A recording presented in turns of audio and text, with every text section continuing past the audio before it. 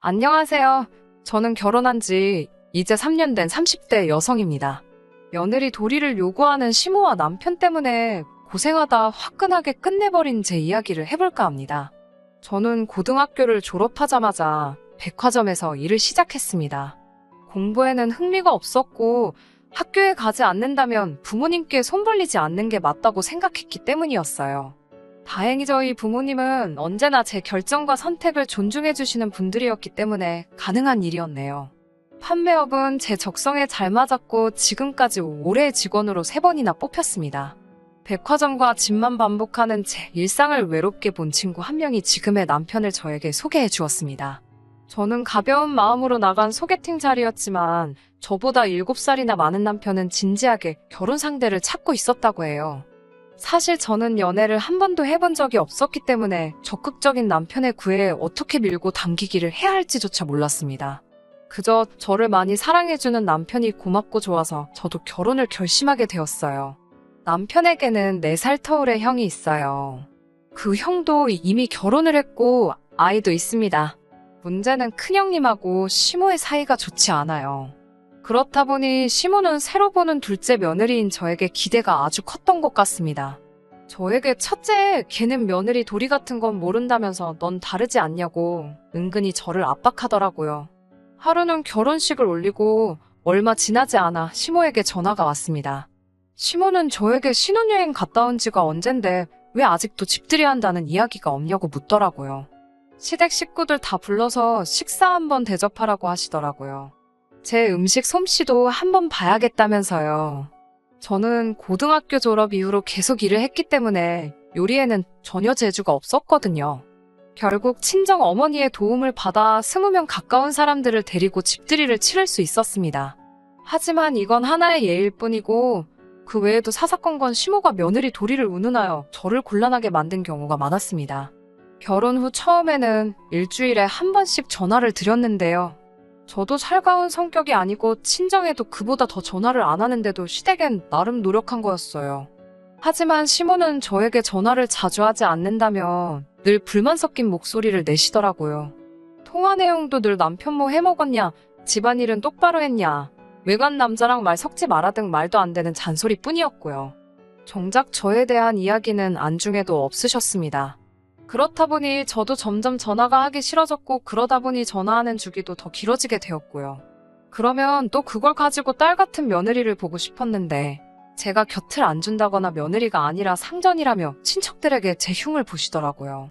한마디로 아주 저를 나쁜 사람으로 만들어 놓는 거죠. 보다 못한 친척들이 저를 훈계하러 전화를 해오기도 하고 또 어떤 친척들은 슬쩍슬쩍 시모가 어떻게 제 욕을 했는지 전해주기도 했어요.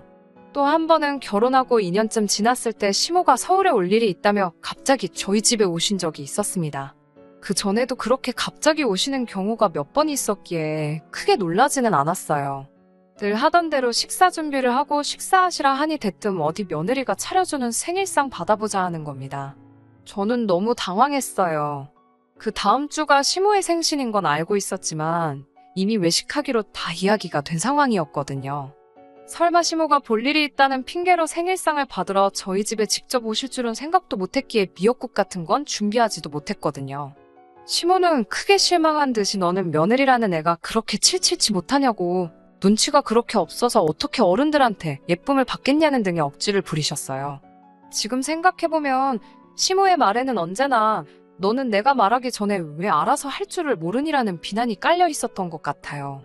사실 시모는 머리에 필터가 없는 사람 같았어요. 본인이 하고 싶은 말이 있으면 상대가 어떻게 받아들일지는 안중에도 없었습니다. 일단 말하고 보는 거예요. 자기가 설령 말 실수를 하더라도 절대 인정하지 않으십니다.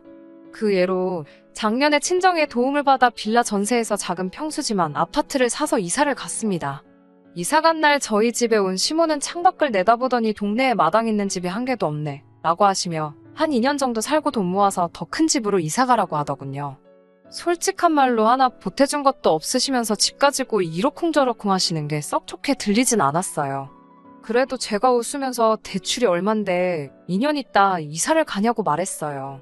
그러자 시모는 그러면 너네 부자 아버지한테 가서 좀 도와달라고 그래라라고 하더라고요. 제가 너무 어이가 없어서 더 이상 아무 말도 하지 않았네요. 늘 대화가 이런 식이니 점점 더 말하기가 싫어지더라고요. 그러다 작년 추석과 올해 설을 기점으로 제 인내심이 완전히 폭발해버렸습니다. 작년 추석 황금 연휴에 성묘갈 곳이 많다, 시댁 식구들한테 인사도 다 해야 된다며 거의 일주일 동안 저를 여기저기로 끌고 다니셨어요. 간신히 연휴 마지막 날 친정에 갈 수 있었지만 이미 몸이 녹초가 된 터라 피곤해서 잠만 자다 왔어요.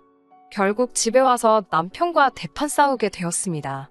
그런데 남편 입에서 연애 때는 상상도 못한 단어들이 쏟아져 나오더라고요. 저는 출가 외인이고 이제 저는 한 집안의 며느리로서 며느리 도리를 하는 게 제일 중요한 일이라고요. 며느리이기 때문에 시댁일을 챙기다 보면 친정에 못 갈 수도 있는 거라면서요. 정말 연애할 땐 이런 기색을 손톱만큼도 못 느꼈는데 이렇게 본색을 드러내는구나 싶더라고요. 하지만 며칠 지나지 않아 결국 남편이 사과하길래 앞으로는 명절 당일에 시댁에 들려 아침을 먹고 적어도 저녁은 친정에서 먹는 걸로 합의했어요. 지난 설은 그렇게 합의를 하고 처음 맞이하는 명절이었어요. 설 연휴가 다가오자 남편이 달력을 들고 오더니 이번 연휴는 차도 막힐 것 같고 이러면서 양쪽 다 가기는 힘들겠지라며 밑밥을 깔더라고요. 그러면서 새해 첫 명절이고 상황도 빠듯하니까 이번에는 그냥 시댁에서 연휴를 보내자고 하더라고요. 친정에는 다른 때 가자면서요. 저랑 한 약속은 안중에도 없고 실실 능구렁이처럼 행동하는 남편의 모습에 화도 나고 분하더라고요. 당신 마음대로 하라고 쏘아붙이고 방으로 들어와 방문을 틀어 잠그고 이불 속에서 엉엉 울었어요. 이게 남편의 계획인지 시부모의 계획인지 궁금했습니다. 하지만 씨는 저의 편이더라고요. 다음날 출근하니 제가 이달의 우수 사원으로 뽑혀서 현지 매장 탐사의 기회를 얻은 거였죠. 그리하여 저는 설 연휴가 시작되는 날 미국으로 떠나고 설 연휴가 끝나는 날 한국으로 돌아오는 출장 스케줄이 잡혔습니다. 남편에게도 분명히 출장 간다고 얘기를 했고요. 출국 하루 전 열심히 짐을 싸고 있었지만 남편의 태도는 마치 제가 생쇼를 한다는 식이었어요. 그러던지 말던지 저는 다음날 새벽 남편이 일어나기도 전에 공항으로 향했습니다. 출국 직전에 누가 봐도 인천공항이구나 싶은 배경으로 인증사진 찍고 비행기 티켓도 찍어서 보냈습니다. 그제야 남편은 제가 연기를 한 게 아니라는 걸 알았는지 전화가 오고 난리가 났더라고요. 저는 그냥 전화를 꺼버렸습니다. 어차피 비행기 안에서는 핸드폰이 터지지도 않으니깐요.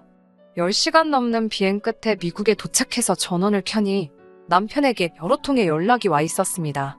그리고 그중에 이혼 어쩌고가 있더라고요. 네가 며느리가 맞냐? 도대체 개념은 어디다 팔아먹은 거냐? 그 문자들을 딱 보는 순간 마음속에 단 하나 남아있던 작은 불씨가 꺼지는 것 같았습니다. 지금까지 나와 한 입을 덮고 산 남자가 이런 쪼다라는 게 믿겨지지가 않더라고요.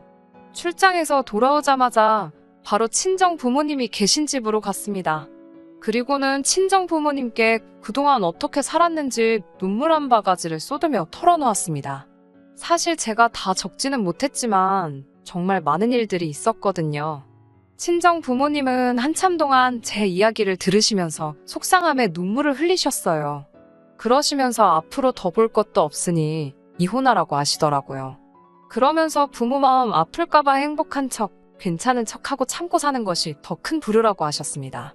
제 결정을 예전처럼 또 지지해 주셨어요. 친정 부모님께서 남편에게 전화를 하셨어요. 이혼하라고 말하시려고요. 그런데 전화를 받은 남편이 제 걱정을 하는 게 아니라 제가 친정에 있다는 사실에 황당해했나 봐요. 게다가 막상 장인 장모까지 나서서 이혼하라고 하니 본인 남편은 억울해 죽으려고 하더라고요. 지금 잘못은 며느리 도리 못한 제가 했는데 왜 자기가 욕을 먹냐고 하더라고요. 그런데 막상 제가 이혼하자고 달라들자 오히려 이 인간이 억울해 죽으려고 하더라고요. 잘못은 제가 했는데 적반하장으로 이혼하자고 한다고요. 그러면서 선심 쓴다는 듯이 다음 명절 때부터는 친정에 보내줄 테니 적당히 하고 집에 들어오라고 하더라고요. 남편의 기고만장한 자세에 더 이상 이렇게 살 수는 없다는 생각이 들더라고요. 그래서 그 길로 일단 집으로 들어갔습니다. 집에 돌아온 저를 보고 남편은 더 기고만장을 했어요. 남편은 아내 노릇은 좀 못해도 내가 이해할 수 있으니까 며느리 도리나 좀 똑바로 해라라며 명절날 시댁 가서 시부모님한테 아양도 좀 떨고 일도 좀 하고 그런 게 다 며느리 도리 아니겠냐 하더라고요. 어디서 개가 짖나라는 마음으로 한 귀로 듣고 흘렸습니다. 그리고 다음 날부터 조용히 이혼 준비를 시작했어요. 친구 소개로 무료 법률 상담을 받은 뒤 서류 준비부터 시작했어요. 결혼한 시간이 길지 않았기에 재산 분할 자체는 어려울 게 없었고요. 그렇게 완벽하게 서류 준비를 한 뒤 싱크대 위에 사인까지 해서 올려놨습니다. 그걸 발견한 남편 얼굴이 점점 하얘지더니 나중엔 거의 파랗게 질리더라고요. 제가 며느리 도리가 뭔지도 모르겠고 더 어떻게 잘할 수 있는지도 모르겠다고 했어요. 아이도 없는데 망설일 이유 없으니 이쯤에서 각자 갈 길 가자고요. 그러자 남편은 화를 내며 제 마음을 돌리려고 하더라고요. 하지만 사람은 죽어서도 변하기 어렵고 재활용도 안 되는 것이니 저는 과감하게 처분하기로 마음먹었습니다. 그제서야 상황을 전달받은 시부모님한테 번갈아가며 전화가 오더라고요. 이제 명절 때는 꼭 친정에 보내줄 테니 너도 그쯤 했으면 그만하라고요. 그래서 저도 이번엔 참지 않고 시모에게 어머님이야 적당히 좀 하시라고 한마디 사붙였습니다. 어머님 아들은 뭐 사위 노릇 똑바로 한 줄 아냐고요. 그리고 어머님도 저한테 언제 시어머니 도리 제대로 하신 적 있냐고 따져 물었어요. 아들 부부 이사 가는데 돈 1,000만 원도 못 보태주시면서 뭘 그렇게 며느리 도리를 찾으시냐고 우리 각자 자기 할 도리나 똑바로 하고 살자고 했네요. 시모가 어버버하는 소리가 전화기 너머로 들리는데 어찌나 속이 시원하던지요. 결국 저는 자유의 몸이 되었고 남편은 다시 시부모 집으로 들어갔다고 해요. 아마 시중들 여자가 필요해서라도 시모나 남편은 또 그네들이 말하는 며느리 도리 해줄 수 있는 식모 같은 여자를 찾아 헤매겠지만요. 저는 이제 제 인생을 즐기고 저희 부모님과 행복하게 살려고 합니다. 끝까지 들어주셔서 감사합니다. 오늘의 사연은 여기까지입니다. 구독과 좋아요, 알람 설정 부탁드리고 더 좋은 사연으로 다시 찾아뵙겠습니다. 감사합니다.